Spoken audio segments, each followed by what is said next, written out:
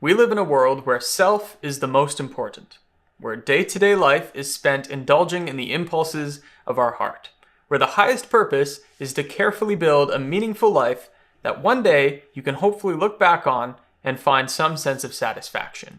It's a life built around self and self-purpose. But Jesus taught something radically different. He taught that if you spend your life living for a higher purpose, then everything else will figure itself out.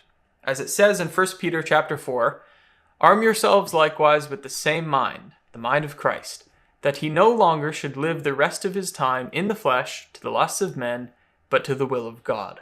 When Peter says, "Arm yourselves with the same mind," he's calling us to adopt Jesus' mindset.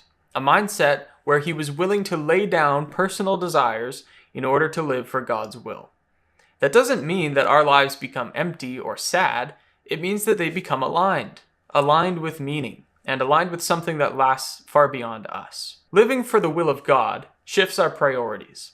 Our decisions, our words, and our relationships are no longer driven by impulse, but by purpose.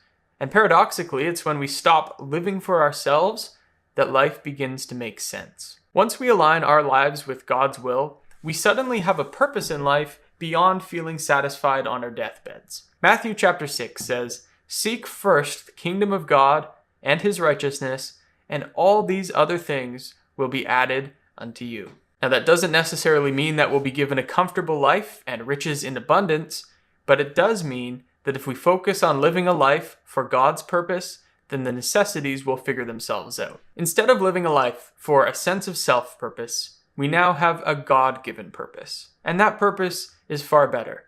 It encompasses more people than ourselves. It involves a world filled with God's glory and character. And so if we live for that purpose now, then we can have a part in that future to come.